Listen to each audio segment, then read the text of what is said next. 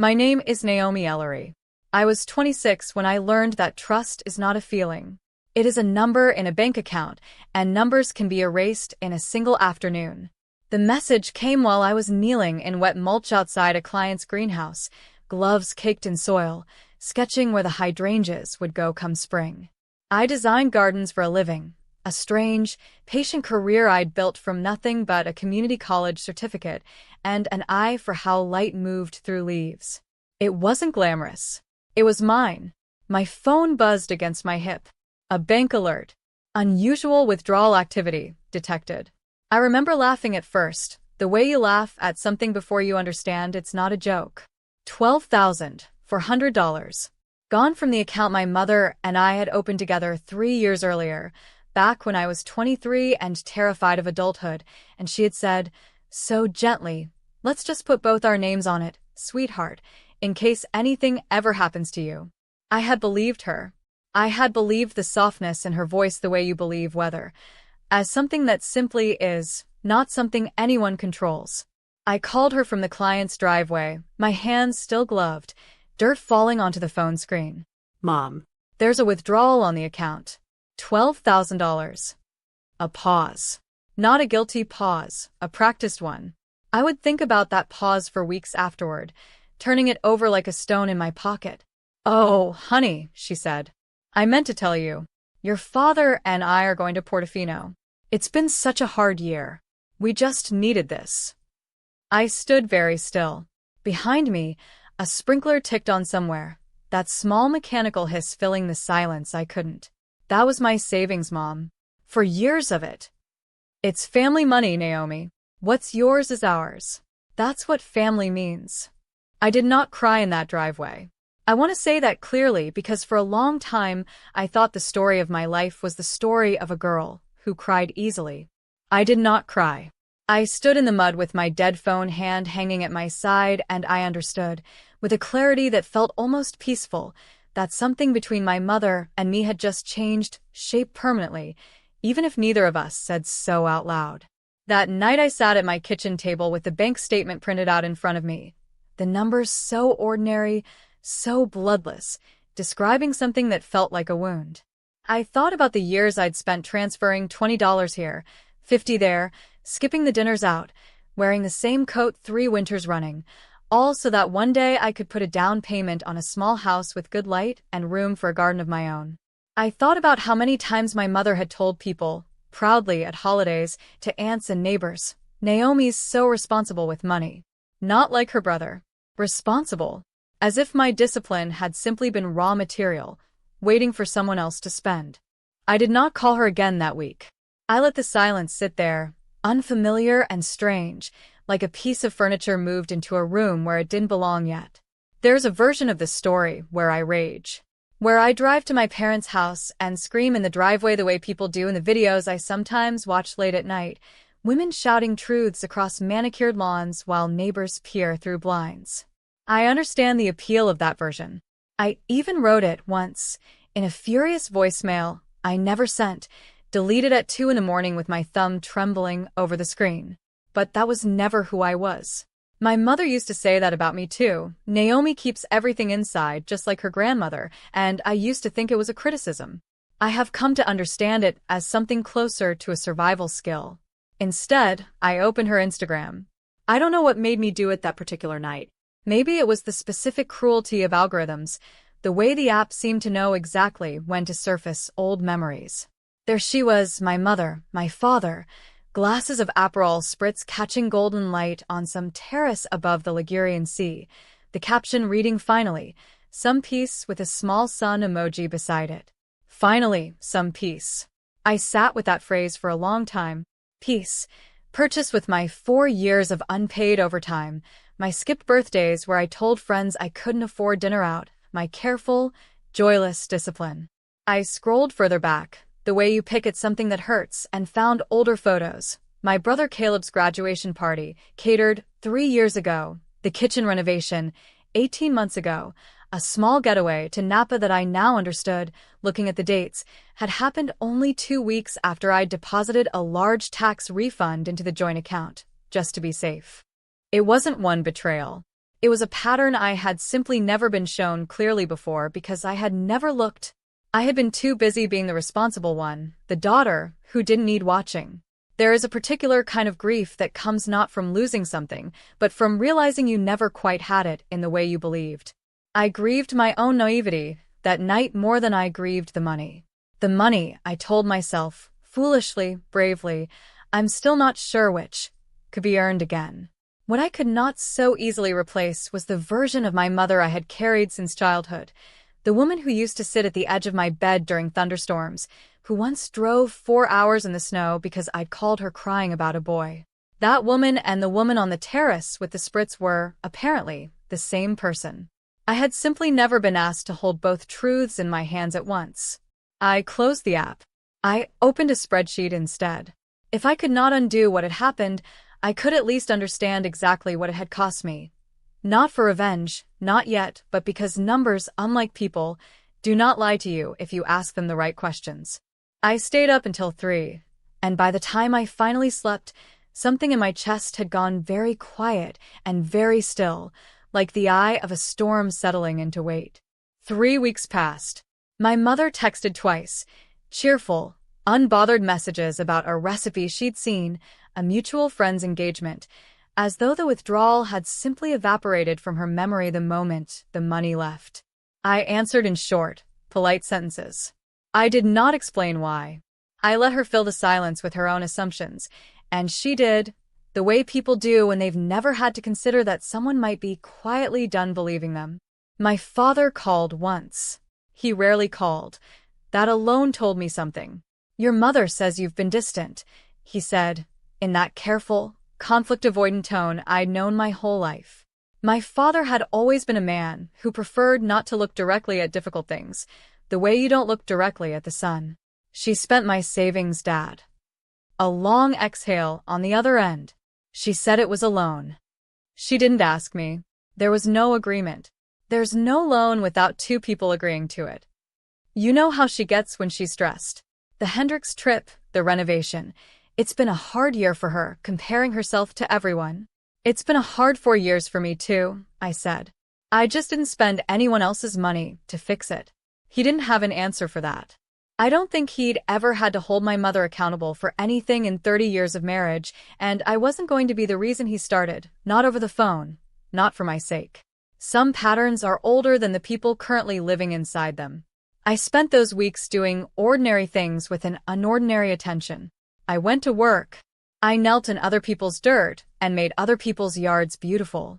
I watched a client's daughter, maybe 7 years old, plant a sunflower seed with the kind of solemn concentration only children bring to small important tasks, and I found myself unexpectedly moved to tears, not for the money, not even for my mother, but for the version of myself who had once believed, with that same solemn innocence, that love and safety were the same thing. At night I read through old journal entries, the practical layer of a habit I'd started in college, half budgeting notebook, half diary. I found an entry from 4 years earlier. Open the joint account with Mom today. Feels good to have a safety net. Feels good to not be totally alone in this. I read it 3 times. Then I closed the notebook and sat in the dark of my apartment, listening to the traffic below, and let myself feel, fully, without flinching, how much that safety net had cost me to believe in. I did not yet know what I would do. I only knew that whatever it would not be loud, and it would not be cruel. My mother had taught me, without meaning to, exactly what carelessness with someone else's trust looked like. I did not intend to become fluent in that same language. It was my Aunt Rosalind who told me about the second account. We were not close, my aunt and I, my mother's older sister, sharp-eyed, rarely invited to family gatherings because, as my mother always put it, Rosalind holds grudges. I had never understood what grudge, exactly, until she called me one evening, her voice careful in a way that told me she'd rehearsed this. I probably shouldn't say anything, she began, which is how most true things in our family were introduced. But I think you should know your mother asked me for money last month too. 5,000. Said it was for your father's knee surgery. My father's knee was fine. I had seen him mow the lawn the previous Sunday. I thanked her. I did not ask more questions, though I wanted to. Instead, I did something I hadn't let myself do yet. I requested the full transaction history on the joint account, going back the entire 3 years of its existence, and I printed it out on my kitchen table like a detective in a film I would never have chosen to star in. The pattern, once assembled, told its own story more clearly than any conversation ever could. Withdrawals timed suspiciously close to deposits I'd made. A recurring transfer monthly to an account I didn't recognize, small enough, $60, $80, that I'd never flagged it, assuming it was some shared subscription. I looked it up. It was a payment plan for a piece of jewelry my mother had bought herself 2 years earlier and never once mentioned.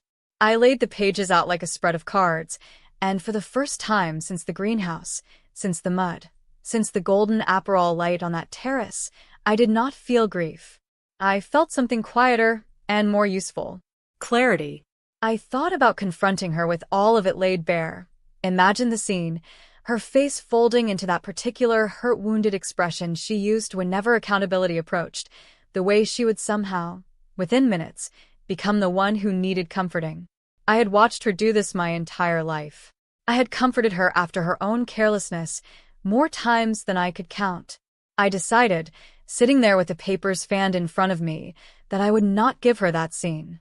Not the shouting one, not the pleading one, not the one where I begged to understand why. I would instead do something far less satisfying to imagine and far more effective in practice. I closed the joint account. Not with drama. Not with a phone call. I walked into the bank the following Tuesday, presented my identification, and quietly, procedurally, removed my name from an arrangement that had never truly protected me at all. The teller asked no questions. It took 11 minutes. I remember standing on the sidewalk afterward in the ordinary daylight, waiting to feel triumphant, and instead feeling only the strange lightness of a weight I hadn't fully registered I'd been carrying. I did not tell my mother. I let her find out the way she had let me find out about Portofino, quietly, without warning, in her own time. She found out 3 weeks later, when her card was declined at a nail salon and she went, out of habit, to the joint account to transfer funds, only to discover it no longer existed in the form she remembered. Her call came at 9:47 on a Thursday night. I remember the time because I was watering the single fern on my windowsill, the one small green thing I'd managed to keep alive through the whole strange autumn, and I let it ring twice before answering. Naomi. Her voice had an edge I recognized instantly. Not anger, not yet, but the particular brittleness of someone whose plans have suddenly required someone else's cooperation. What did you do to the account? I closed my portion of it, I said. I'm allowed to do that. It's mine. You didn't even talk to me first. The irony of that sentence hung in the air long enough that I almost laughed, not from humor, but from something closer to disbelief that she couldn't hear herself. You didn't talk to me before you took $12,000 out of it either, I said. My voice stayed even. I had practiced this evenness for weeks without quite realizing I was practicing. Silence. Then, softer, a shift I knew well. The recalibration. The move from accusation to appeal. Naomi, I know I should have asked. I know that. But things have been so hard lately, and I didn't think you'd say no. I wasn't given the chance to say anything, I said. That's the part that matters. I'm your mother. You are, I agreed. That's exactly why this hurt the way it did. There was a long pause on the line, the kind that used to make me rush to fill it with reassurance, the way I'd been trained since childhood. The responsible one, the peacekeeper, the daughter who smoothed things over so the family could keep functioning as though nothing were ever truly wrong. I did not fill it this time. I let it stretch, uncomfortable and unresolved, because I had finally understood that my discomfort with silence had been, for years, one of the main things keeping this pattern alive. So that's it, she finally said. You're punishing me? I'm not punishing you, I said, and I meant it. I'm just done funding things I was never told about. She hung up first. I sat on my kitchen floor afterward, back against the cabinet, and I did not cry, though I thought I might. Instead, I felt something unfamiliar settle over me. Not victory, not quite peace either, but the particular stillness of a person who has, for the first time in a long while, told the truth out loud to someone who very much did not want to hear it. I learned the rest of it the way families always learn things. sideways, through cousins, through my father's slipped comments, through the small economy of gossip that runs beneath every family surface story. The Portofino trip had been financed almost entirely on credit, the joint savings only a portion of it. My parents' actual finances, it turned out, were far shakier than the curated photographs had ever suggested. My father's business had taken a quiet downturn 2 years prior, something neither of them had told me, perhaps out of pride, perhaps because admitting it would have required admitting other things too. My mother's spending, I came to understand, wasn't really about vacations or jewelry or 30-year anniversaries. It was about outrunning a fear she'd never once said out loud, the fear of being seen as someone whose life hadn't worked out the way it was supposed to. I did not excuse what she'd done. Understanding is not the same as forgiveness, and I had learned, slowly and at real cost, the difference between the two. But understanding did something else for me. It deflated the myth of her invincibility, the sense I'd carried since girlish innocence that my mother was a force of certainty I could always, eventually, appeal to. She was, I now saw clearly, a person as frightened and improvising as anyone else who had simply chosen, again and again, to let someone else absorb the cost of her fear. Her card declined again in November. I heard about it from Caleb, my brother, who called me sounding uncharacteristically shaken. Mom asked me for $2,000, he said. I don't have $2,000, Naomi. I have a mortgage. Did you give it to her? I don't know what to do. I told him what I'd learned to tell myself, slowly, deliberately, over the preceding months. You're allowed to say no. It doesn't make you a bad son. It makes you someone who finally sees clearly.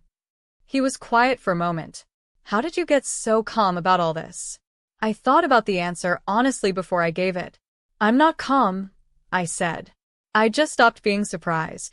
She came to my apartment in December, unannounced, the way she used to when I was in college, and she wanted to just check in, though we both knew this was different.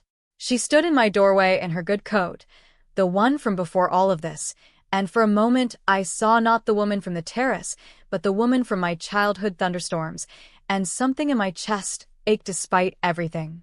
Can I come in? She asked. I let her in. I made tea because some habits of care don't disappear just because trust has. We sat across from each other at the small table where, months earlier, I had laid out the printed transaction history like evidence in a case I'd never wanted to build. I'm not here to ask for money, she said quickly, as though she needed to prove it before I could assume otherwise. I miss you. I don't understand how we got here. I considered several answers. The old version of me would have rushed to comfort her, would have said it's okay, Mom, would have absorbed her discomfort the way I'd absorbed so much else without ever being asked whether I could afford to. Instead I said, we got here because for a long time I let you believe my patience was unlimited. It wasn't fair to either of us, honestly. You never had to learn that actions have consequences with me, and I never let myself find out what I actually needed. Her eyes filled, but she didn't argue. That, more than any apology, told me something had genuinely shifted. I don't know how to fix this, she admitted. I don't think it needs fixing the way you mean, I said. I think it needs rebuilding, slowly, if you're willing to actually change how you treat what's mine. Not promises. Just time and different choices. She nodded, though I could see how unfamiliar the idea was to her. That love might have to be earned back rather than simply assumed, the way water is assumed to run downhill. We didn't resolve everything that afternoon. Some things, I've come to understand, are not resolved so much as they are slowly, patiently metabolized, turned over time into something a person can carry without it cutting them anymore. But she left that day without asking for anything, and I noticed, watching her walk to her car in the fading December light, that some old reflex in me, the one that always wanted to run after her, to fix things, to smooth the discomfort, stayed quiet. Not out of coldness. Out of a new kind of respect for myself that I was only beginning to learn. It has been a year now since the withdrawal alert first buzzed against my hip in that greenhouse driveway. I have rebuilt most of what was taken, dollar by careful dollar, the way I built it the first time, slowly, without shortcuts, without anyone else's name attached to the account. My mother and I speak now, but differently. She asks before she assumes. I answer honestly instead of automatically. We are, I think, still learning the shape of whatever this new relationship actually is, not the mother and daughter of the thunderstorm nights, not the strangers of that terrible autumn, but something in between, still being negotiated, still uncertain, but at least now built on something closer to truth than either of us had been willing to risk before. I planted a garden of my own this spring, finally, on a small plot of land I bought with money no one else's name was on. I put in hydrangeas, the way I'd sketched them that first afternoon in the mud, back when I still believed the biggest risk in my life was choosing the wrong shade of blue for a client's border. I know better now. I know that the real risks are quieter than that. The slow erosion of boundaries you never thought to build, the trust extended without ever once being asked whether it was safe to give. Sometimes, in the evenings, I sit on the small porch of that house I bought with my own rebuilt savings, and I think about the version of myself who stood in that greenhouse driveway, gloves full of mud, laughing at a bank alert before she understood it wasn't a joke. I don't think I could tell her much that would have prepared her for what came next. But I think I could tell her this, that the closing of one account is sometimes the opening of another, not the kind with numbers in it, but the kind where you finally, quietly, start keeping your own accounts of what you deserve. The hydrangeas bloomed blue this year, the exact shade I'd sketched that first day. I stood over them a long time, hands in soil that was finally, entirely mine.